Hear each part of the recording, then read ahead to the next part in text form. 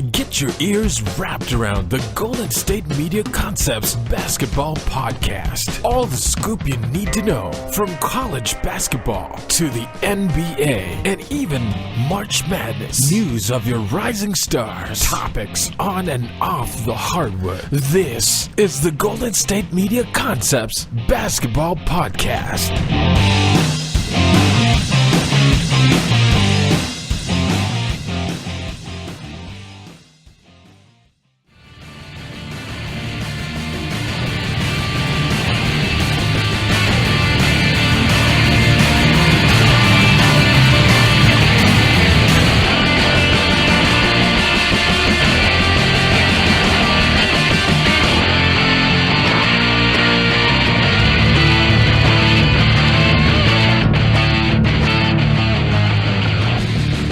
Welcome to the GSMC Basketball Podcast with your favorite host, Ryan Holloway, presented on and by the GSMC Podcast Network to fulfill all of your podcasting needs. You guys know what happened? Guess what happened? Guess. I'm going to just wait. I'm going to wait for a whole 45, 50 minutes, 1 hour. I'm going to just wait for you to guess. No, we don't have that kind of time. The All-Star teams are picked. I'm going to get into it a little bit later. But I just want to let you know that this whole thing of them picking the teams, it's at first when they said it, I was like, nah. Then they started to talk about it more, and I was like, And then the hype built a little bit more, and I was like, Now that the teams are picked, I'm kind of excited about it. You want to know why? I'm going to tell you why. Because we've been doing this thing with the All-Star game for I don't know however long they've been having All-Star games, 60 years, 1,000 years since Jesus' first birthday. I don't know. But here's the way the teams are picked. All you guys go in the Foot Locker and you fill out a paper. Wait, they don't do that anymore. There was a time when you have to go to Foot Locker and then fill out a paper and then turn it in. Allegedly, they would count those or whatever, and they would pick the teams. But I don't know if they would count all those things. That's silly. Now you go online and select because who's gonna go? Who's gonna go inside of a Foot Locker, and who's gonna go inside a Foot Locker to fill out a ballot, and who's gonna even go count those ballots? Like no one has time for that. Ain't nobody got time for that. To quote a great literature.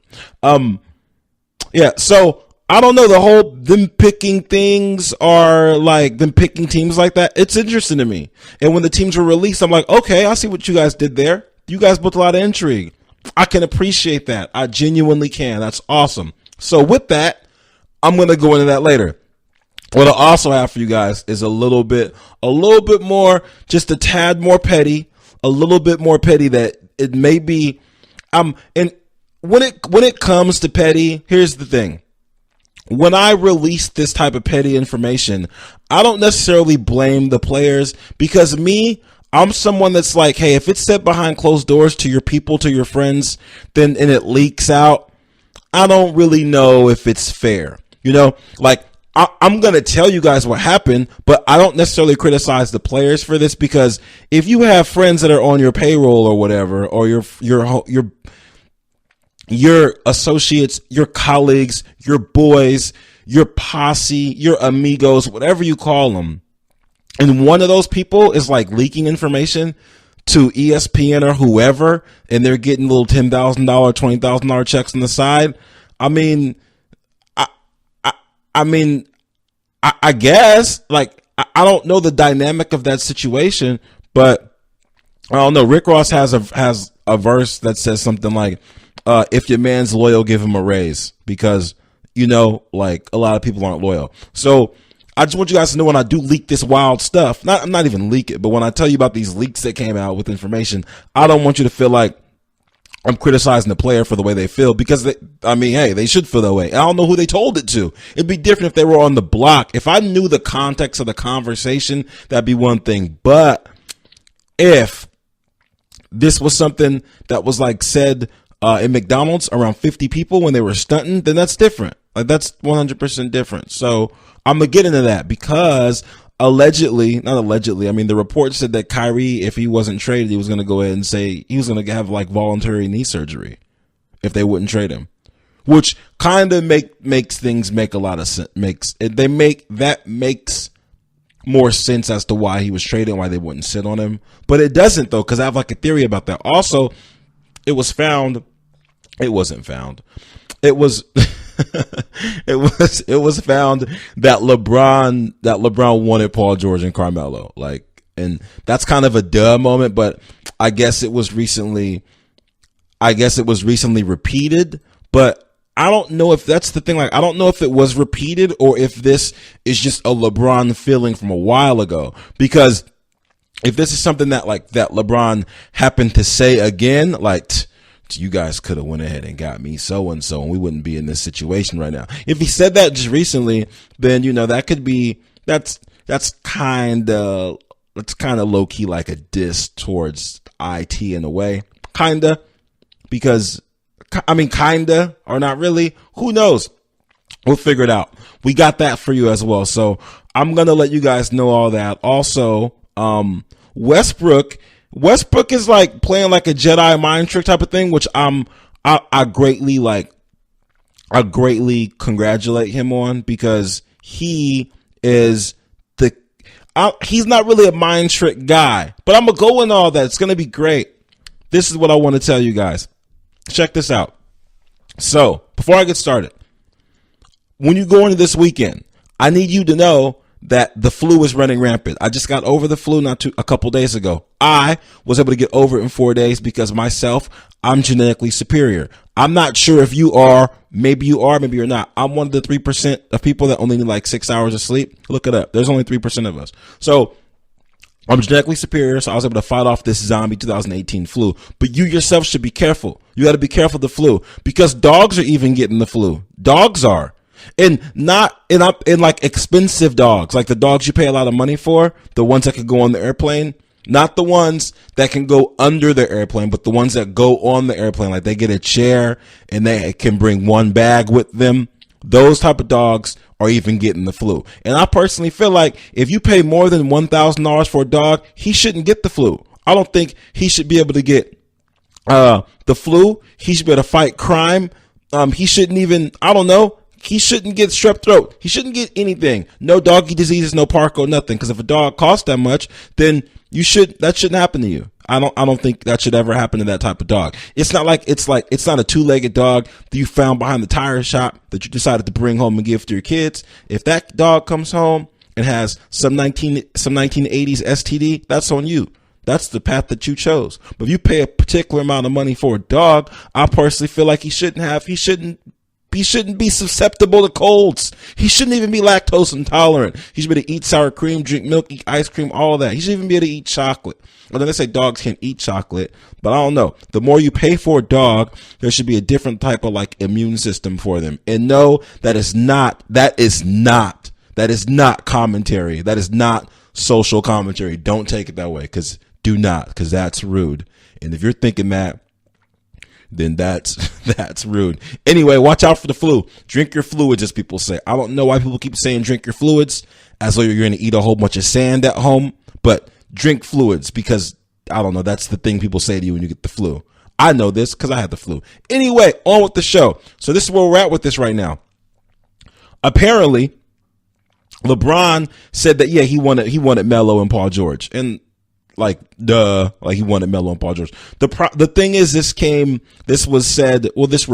this report came out a couple days ago of him saying this. Now, these were obviously his feelings prior, but I'm not sure if this was something that was said recently when maybe he was asked about how they're doing, because this isn't something that he said during like a press conference. This is one of those things where someone was in the back room, heard him say something, and they wrote it down. They said he was very frustrated that he wasn't able to get Carmelo and Paul George. But the thing with that whole trade situation is, so when Kyrie was going to get traded, apparently Kyrie said this behind closed doors that he wanted to be traded. And then it leaked, right? Then it leaked. Allegedly, somebody in LeBron's camp leaked this, that he wanted to be traded. Somehow, some way. I can't prove that. I can't verify that. That's some speculation pulled from several internet sources for me to distribute it to you. But now, I feel like that whole thing was just messed up by everyone knowing that. And it wasn't even like, hey, I might want to be traded. It was like, I don't want to play here anymore. I want to go somewhere else, period. Now, when you say that, it decreases the trade value. Now, I don't necessarily know if Kyrie Irving was going to be able to be traded like for those guys, because everyone knows he didn't want to play there. So they were almost in the same situation as Melo. I mean, they were almost the same situation as the Knicks, where it's like Melo doesn't want to be here. Well, we don't want him here, but we don't want him, and we don't think he's that good. So what can we get for him? What are we going to do? And the Cavs are in a situation where it's like, okay, this guy doesn't want to play here. He's really good, but people aren't going to give us like whatever we want for him because they know we have to get rid of him anyway. What I think is weird is that last week, Charles Barkley said something about LeBron being a drama queen and people not liking him and all that or whatever. I personally, for one, don't really agree with that. I think that LeBron is not a drama queen. My only commentary for him, though, is this. To find out, like, now that he wanted Paul George and Carmelo so badly, I wish there was a way where, let me not say I wish there was a way. I want to know if he voiced that to management, because again, they did fire David Griffin. Like, they fired the GM and just decided that they were going to get rid of him. Like, I don't know why you'd fire your GM that you've had for several years while you have LeBron. I don't understand that. I don't know what the malfunction was going on with that decision to fire him.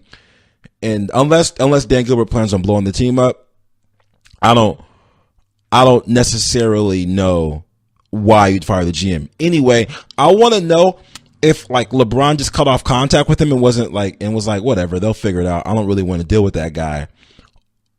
Or if he was like, hey, you guys should do everything in your power to like go and get Paul George or Carmelo. It'd be really helpful. I don't know what you guys have to do, but I need you guys to make that happen. Now, if he didn't do that, then I can understand why people will call him passive aggressive, because the whole social media stuff, when he does certain things or post pictures or post like random memes like everyone else does in America, I don't think that's passive aggressive. I think it's just using your social media. If you post something on your social media that happens to happen at the same time as something else, and someone has to make a drastic correlation to say it's passive aggressive, I just think they're digging too hard. But I do think that if you don't address a situation that's making you unhappy, or a choice that can make things better for you, and turned a blind eye to it and say whatever, they'll figure it out, that's being passive aggressive. And I know it is, because I've done that myself.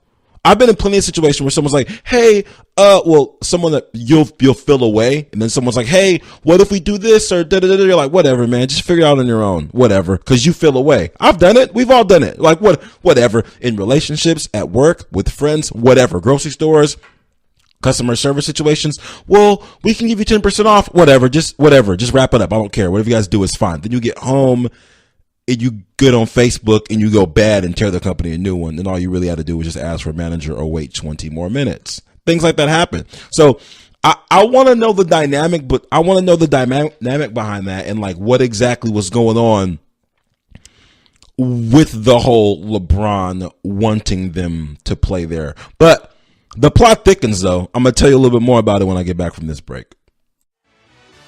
Are you looking for the very best NFL and college football podcast? Then check out the GSMC Football Podcast. Get the latest football news both on and off the field. From the NFL Draft to trades to the rumor mill to the NFL Combines, they got you covered. That's GSMCpodcast.com/football-podcast. Get updates on college rivalries, game day insights, and much, much more. It's football talk the way you want it. This show eats, sleeps, and breathes football. Don't forget to like them on Facebook and follow them on Twitter. Visit GSMCpodcast.com for more info.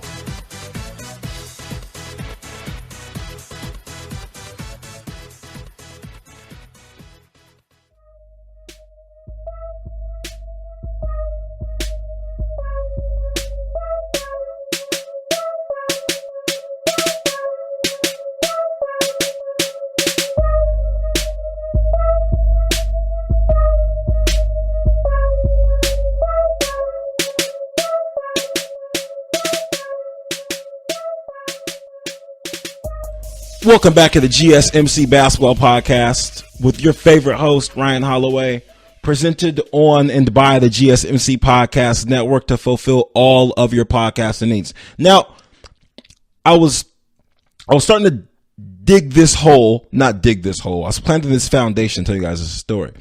And basically, it's about how LeBron wanted Carmelo and Paul George on the team. Now, my issue with, and here's my thing, like, this is where I'm at with this, and this is where my confusion is. I'm not one of these people that run around willy-nilly calling LeBron passive aggressive. I'm not with it. I'm not for it. Because of why they call him that. When they say things like, oh, he posted this meme and it was an hour after this happened, so it must mean this. Nah, I'm not with that. Everyone uses social media for different things. When it comes to passive aggressive behavior, because I've been in this situation before, I want to know if he went to the GM's office or whoever.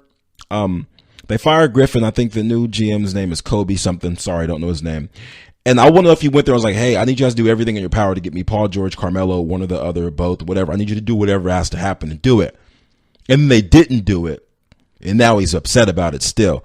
I want to know if that's what happened or if he was like, they know that I want Carmelo and or Paul George, and if they can't figure that out, I'm going to be upset about it. I want to know I want to know the dynamic of how it happened, because I feel like for Dwayne Wade to get there, he must have told someone, hey, we're going to sign Dwayne Wade to this. He needs to come in, figure out a way to get D Wade here.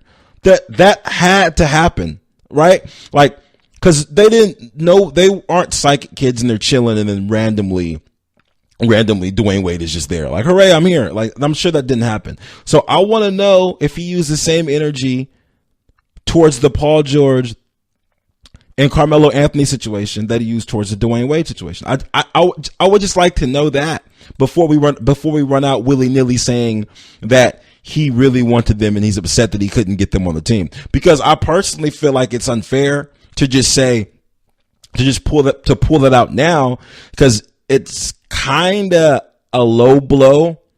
Because if he did say this right now, like, I don't know, somewhere, if he said this around a group of people, it's like, oh, we're not doing well. Oh man, that's a shot to Isaiah, because, you know, we probably could have got something better for him. I mean, we could have got something better for Kyrie. That's a shot towards Isaiah, even though I don't really think Isaiah would care that much.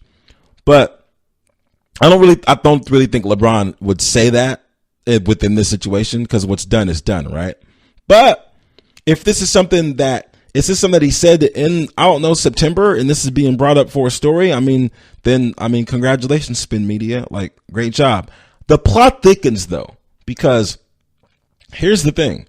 This only gets better, because when it comes to this whole trade, I'll kind of bury the lead for you guys. When it comes to this whole trade, I was wondering why the Cavs didn't just say, hey, you know what, Kyrie, this is what you're going to do, okay? If you want to be traded, then you're going to wait until LeBron's contract is up in 1 year, and then we'll ask you what you want to do or what he wants to do, okay? And you'll sit on this bench, okay? And you'll play for this team, because we're not just going to trade you all willy-nilly just because you want to go. And I was wondering why they didn't do that way, rather than having it leak that they had to get rid of him, then they have like a month and a half to do it under a lot of pressure. I wonder why they did that. Turns out, Kyrie threatened to sit out an entire season by having a knee surgery. In the finals, the first year the Warriors won, during the playoff series, Kyrie Irving hurt his knee, messed his knee up really bad. So he was out, right? Broken kneecap. And he threatened to have a surgery to clean up what was inside of his knee and just sit out the whole season if they didn't trade him. Now, I don't know how that threat works in the favor of, I don't know how that threat works in the favor of Kyrie Irving. Now, are the Cavs like, oh my God, he's going to get surgery? Like, what? Why? I don't know why. I don't understand the threat. I don't get it. And this is why I don't understand the threat, because I want to say Kyrie Irving is like 26 years old, right? So With Kyrie, if Kyrie Irving's 26 years old, he's going to voluntarily go under a knife and have his knee opened up for no apparent reason just to not play a whole season? Really? Okay. Here's the thing. This is what you do. If that were the case and he were to do that and say, hey, I'm going under the knife and having surgery, what we would hear about it from like the outside media, what we would hear about it is, okay, Kyrie Irving is having surgery. Something must happen to his knee, but then we hear it's a cleanup. But the Cavs really know that it's a cleanup, and everyone else thinks like it's a real surgery. Who knows? So he sits out for a whole year, and then you have some time to think about moving him into where you can move him with his alleged knee surgery that he had, and people may think he's damaged goods, or people may think he's damaged goods or whatnot. But it hurts his value to him, and it hurts the value to the Cavs. But it hurts the value to him more, though, right? I'm gonna tell you why. Here's the thing: if you have a player that just doesn't want to play somewhere, then it hurts the team's value in the trade because you have to get rid of him no matter what. Like you have to get rid of him. Period. Because he wants to play every place, but doesn't want to play for your team. So it hurts the stock on your actual team. It's hurting your property value. But if he has a surgery that's like out of your control, he just volunteers to have it, then it's like, all right, well, we'll keep him, but we don't mind trading him because he had this surgery, so we're not sure what to do with him anymore. But if he comes back, he'll be good. But if he does, we don't know. We have no idea. Now you're in like this isn't that serious, but now you're in like a Peyton Manning situation. Or even the Isaiah Thomas situation, like he wants to be here. We don't have any problems with him. He just had a surgery, and we're not sure what's next. And then your vibes would be better, and people wouldn't be trying to extort you and take Kyrie and send you back like a bag of nickels and lollipops. So if this threat thing really happened, and that's what it says, I feel like the Cavaliers played it completely wrong. Because I would have been like, fine, have the surgery. We'll call your bluff. Go for it. Do your thing. Because this is what we can do. While you're sitting out and you're just sitting out, just chilling, we can find out how good we are without you, see what our adjustments need to be. And then that way, when we trade for you, we'll know exactly where to fill the pieces in. That way we won't just randomly just give you away to anybody for nickels. Right? That seemed like it would have been the best bet. I'm not sure why they fell. I'm not sure why they even fell for that trick. It seems kind of silly, honestly. Like, here's the thing. I'm going to cut my knee open because you guys won't trade me. Okay, cut your knee open. Like, really? Come on, dude. Like, no one in their right mind, I feel like, is going to do that. And I also think that I'm not 100% sure. Of course, everything's in context. And maybe I think too much about context, but Kyrie could have been sitting around with one of his boys like, hey, man, if they don't trade me, I'll get my knee cut open. And his boy was like, man, you a fool. But really just kidding, though, right? Like, you ever been at a job and said something wild? Like, if I don't get my paycheck next week, bro, like, it's going to be a problem. And then insert wild statement. But no one ever really means it, right? Like, no one ever really means it. No, some people do. That's why we have news stories. But I digress. So, yeah, I don't think this is something that was to be taken serious when it was leaked or when it was said or whoever overheard it, whoever sold this. But if it was to be taken serious, Kyrie's a savage. And that he must really, genuinely, vehemently did not want to play there anymore. To say, hey, if you guys don't trade me, I'm going to get my knee opened up and get these little bones cleaned up inside of it. You're going to have a voluntary surgery because they won't trade you? I can't wait till we find out what this actual beef was about. I really can't. I can't even wait. We'll never know, right? Because even with like Kobe and Shaq, we don't really know what happened. We know that there was an ego thing, but we don't really know exactly what happened, like what the breaking point was. Everyone, they weren't the best of friends or whatever. But they won some championships. There might have to be some good times. You play with somebody that long, you win 3 championships with them, you have some rings or whatnot. There's got to be some good times. So if the good times that you guys have like dogging other teams, putting on a show. If the good times, those good times still don't outweigh like the beef, what happened? Even with the Cavs, they're dogging teams. They've been to the finals 3. Well, LeBron with Kyrie, they've been in the finals 3 times, right? Even though in the first one, Kyrie didn't play. So, but he was there, right? So to have that much success, and he's a baller, he's his own guy, he's like his own player, Kobe system. I get all that. I respect it 100%. I'm not going to go into that whole alpha dog thing because I feel like calling another human, whether or not another human's an alpha dog, I feel like it's not my place to say that. If you want to call yourself a non-alpha dog, that's fine. But I'm not going to say anybody's an alpha dog or not. I'm not going to do that. I'm just going to say that he's all Kobe system. He's an individual, which is fine. But what had to be so bad that you're like, hey, I'll cut my own knee open at home. I'll do my own surgery, so I don't got to play here. I'll do whatever it takes. What could be that bad? Jeez.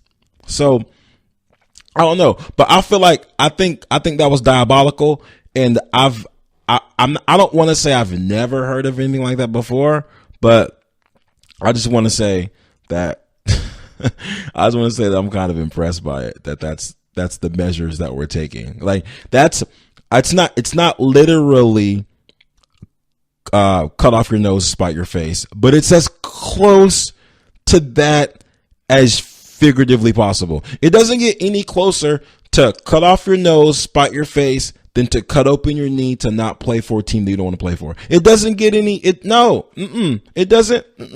doesn't get any worse than that. But I could see why though, because I did hear reports where people were like, "Hey, they should have just left him. They should have just left him on the team or whatever. If he didn't want to play, he had to play, and it wouldn't have made a difference." And actually, I believe I want to say it was Jalen Rose that said that. Who said so? They should just kept him on the team. So you're on the team, you're going to play. Whatever, you have to play. It's that simple, I guess. And I was like, how can you just make him play? Like then he would have to just mail it in, as they would say. And one person was like, yeah, well, Kyrie's not the type to mail in. He would just play really hard every game, even though he didn't want to be there. And I was like, oh, I guess that makes sense because he's not the type of person to go out there and not play. But because he's that way, I could see why he would cut his own knee open, because he's not going to do something. He's not going to half step it, right? He's not going to half step that situation. Because he's the high character individual when it comes to his craft, he wouldn't high step it. So if he's not going to high step it, he's like, you know what? I'm just not going to play. I'm going to go get my knee touched up. I need someone to look at my knee, make sure it's okay inside of there, cut it open, look around, make sure there's not any leftover remnants from the surgery, any tacks, tic tacs, jumping jacks, any just small things in there, making sure they're all right. So, hey, it kind of makes sense, but I don't believe you. I don't believe he would do it. I don't believe he would do that. I don't. When I get back, I'm going to tell you guys how Russell Westbrook is like the best low key, undercover, subconscious salesperson in the NBA ever. When I get back, I'm going to tell you all about it. Be right back. Don't go anywhere. Check out the show that's built on the MMA. From the UFC to extreme cage fighting, they got the fights covered. Check out the GSMC MMA Podcast. Get the latest news on past or upcoming fights. Join us as we talk to and about some of the biggest names in the MMA, past, present, and future. When it's the fight game, there's just one show to check out. GSMCpodcast.com/MMA-podcast. Don't forget to like them on Facebook and follow them on Twitter. Visit GSMCpodcast.com for more info.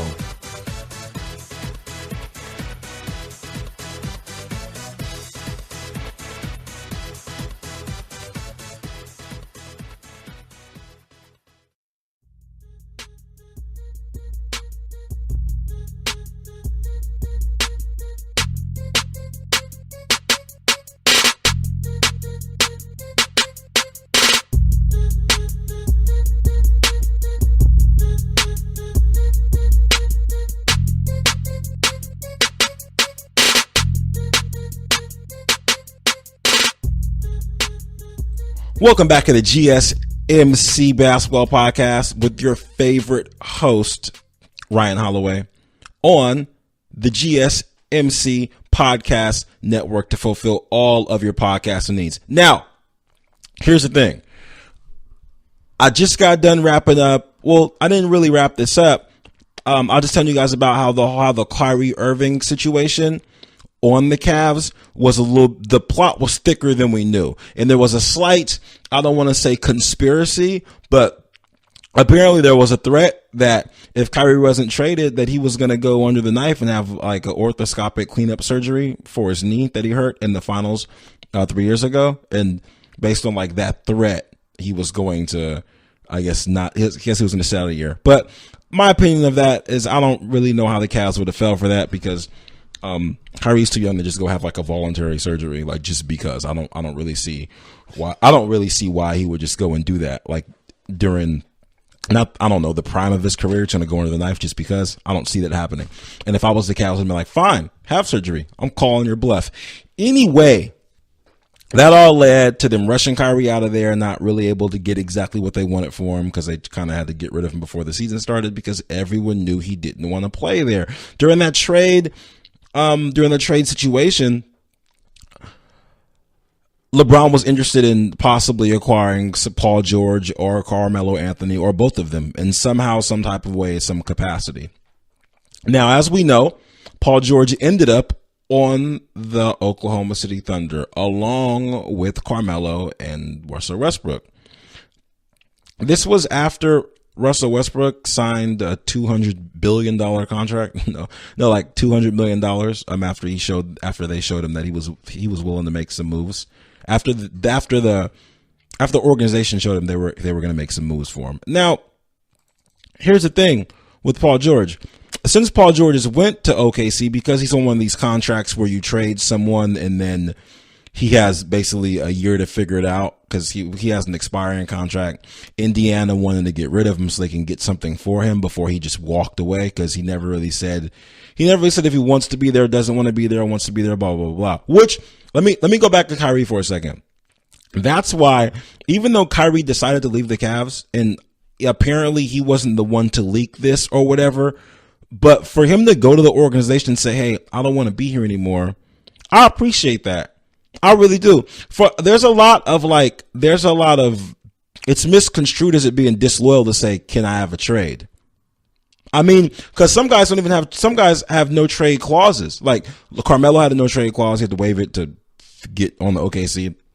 LeBron has a no trade clause. A lot of these guys have no trade clauses. But for Kyrie to say, hey, I don't want to play here, I think it's a big deal because I think they should pat him on the back for that because Paul George has been in this limbo with Indiana. Like, well, I like being here, but I kind of want to go somewhere else. But it's never been clear what he wants to do. To say, I don't want to play here anymore would just be great for everyone. But Indiana didn't know exactly what was going to happen until like the LA thing kept happening. He wouldn't say anything about LA, but the media is saying stuff about LA. So it's like, I guess we got to get rid of him. So let's trade him to OKC.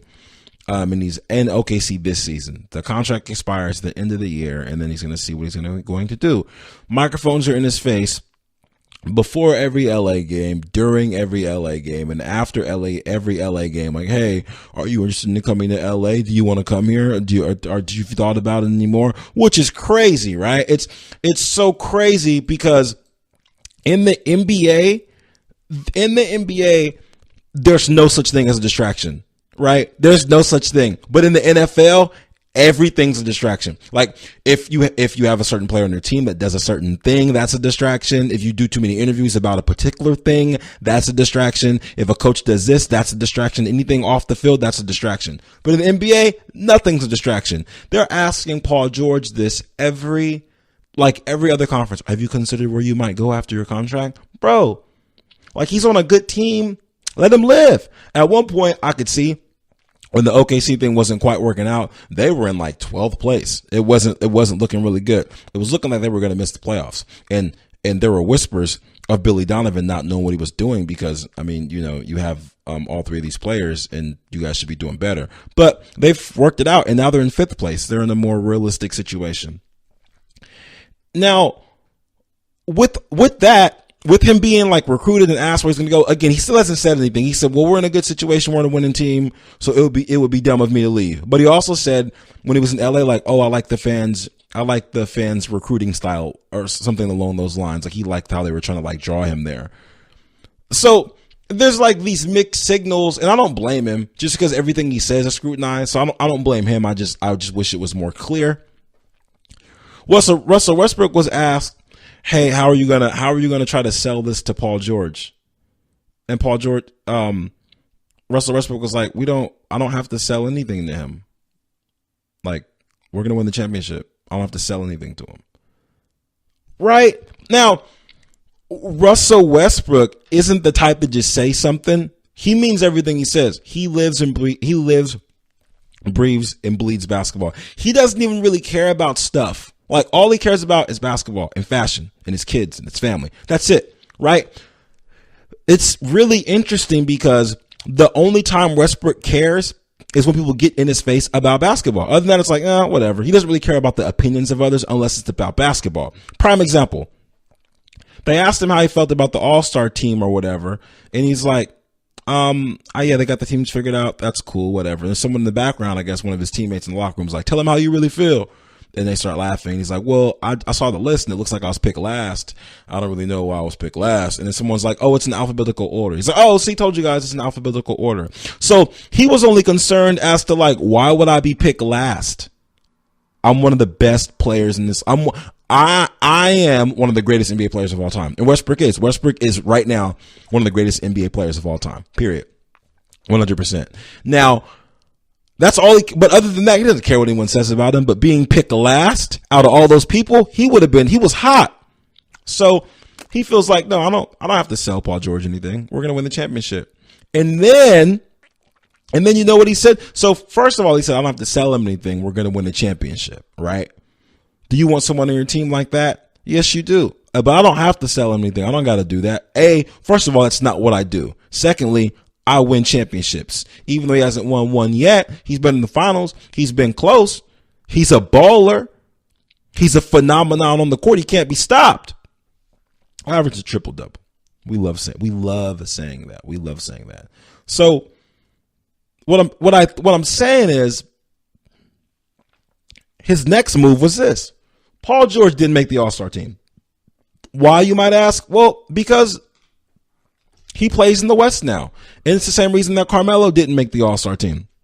Because they both play in the West. And when you play in the West, you have to be really, really good to make the All-Star team. Well, you got to be really good to be in the NBA. However, when it comes to the All-Star team in the West, there's a possibility you got to be really good. Now, is it questionable that maybe he should have been voted in? If you look at who got voted in, there's a possibility. But, I mean, you're in the West. That's the price you pay. And then Westbrook went bad. He basically said, well, he didn't go bad. He just supported his teammate and was like, I don't see how he didn't make it. He's one of the best players in this league. You got 4 people from one team on the All-Star team, referring to the Warriors. He's like, you got guys from there that are on the team because they're always talking about it, and I just don't think it's fair. He deserves to be on it. He's the best. He's really good. I like him. What a sell, right? What a sell. So I don't know. Again, I don't get into the whole alpha dog, that whatever. I don't get into all that. But what I do get into is this. I've managed people before. You have to manage people in particular ways. Some people prefer recognition and they need pats on the back and they enjoy that. Some people don't. And I feel like for Paul George to be in Indiana all that time, and like he was, I'm going to say like the fans appreciated him, but it seemed like his teammates were never like, yeah, Paul George, hooray, yay, you're so great. It was more like, we can't get over the hump. And they have like a rotating, like a rotating door of players coming in and out of there. It's like, whatever, Paul George. They didn't really, I don't know if like the team appreciated him. I'm not sure if they did. But to come somewhere where the guy who won MVP last year is like, you're one of the best players in the league, you deserve to be on the All-Star team. I'm not going to sell you anything. We're going to win the championship. I feel like that's an award-winning endorsement. And I don't know if Westbrook is doing that on purpose. I think he's just being honest. And he is. Westbrook is the type where he's not going to say, he doesn't really waste words. He's not really into that type of thing. Doesn't seem that way. When he does interviews, doesn't really waste words. Doesn't really feel like it. He's not going to sell you anything extra just because. So for him to say that, man, I feel like Westbrook is out here kind of doing his thing, slanging it a little bit, even Scott Brooks chimed in and said Paul George is the best two-way player in basketball. He said he's one of the best in the league. So Paul George's name is floating around. You want to know why? You get the right endorsement from the right person in the right situation. Everybody loves you. And I'm not saying that Paul George needs assistance with popularity, but being on the West Coast, he probably does. Because if you don't really follow basketball a lot, the Pacers haven't necessarily been. I mean, they've been around a while. They're historic. They're not a historic team, but they have history with like Reggie Miller. But they're not the type of squad where they're in the news a lot. So the Pacers would be in, I'm gonna say, the playoffs. I mean, pretty often. They made it to the conference finals once against the Heat, and they lost. They had a really solid team at one point. When Roy Hibbert was actually a basketball player, it was incredible. But so for him to like leave Indiana to come to OKC, I'm not sure. And for him to not, I mean, he's not very young. I'm not sure a lot of people know who he is.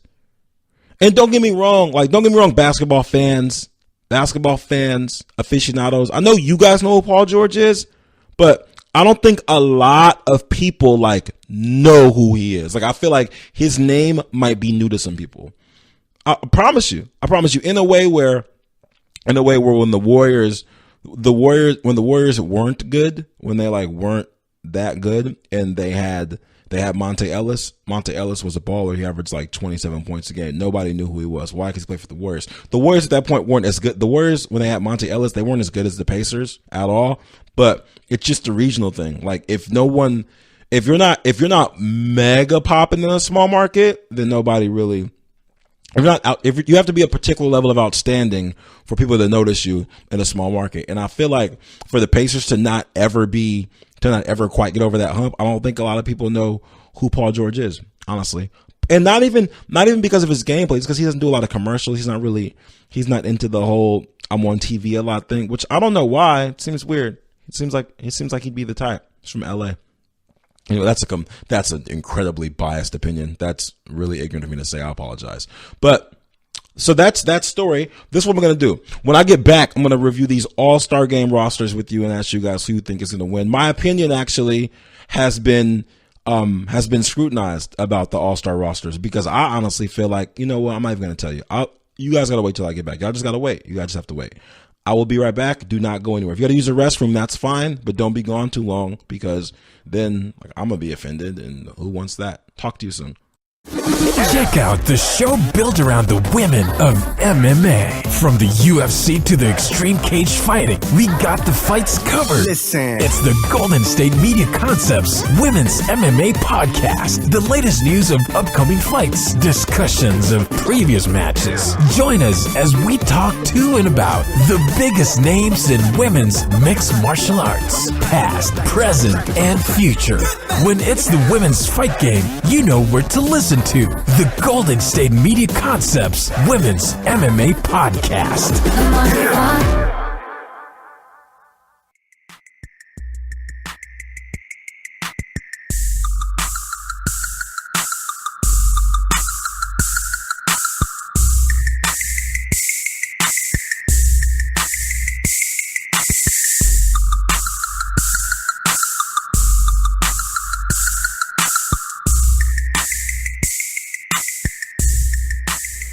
Welcome back to the GSMC Basketball Podcast with your favorite host, Ryan Holloway, presented on and by the GSMC Podcast Network to fulfill all of your podcasting needs. As promised, I told you guys I was going to review these NBA All-Star rosters with you. I'm not going to go through the whole thing. I won't do that. What I will tell you is this. I'm going to tell you guys the starting fives and a couple reserves, okay? So, Team LeBron is LeBron, DeMarcus Cousins, Ant Davis, Kevin Durant, and Kyrie Irving. Squad, right? Team Steph Curry is Giannis Antetokounmpo, DeMar DeRozan, Joel Embiid, James Harden. So when you first look at these rosters, all my friends, all of them, I mean, everybody I know, except for one, I think one of my friends actually feels the same way I do. Everybody was like, LeBron's squad is going to destroy Steph Curry's squad. And when they said that, I'm like, okay, well, here's the thing.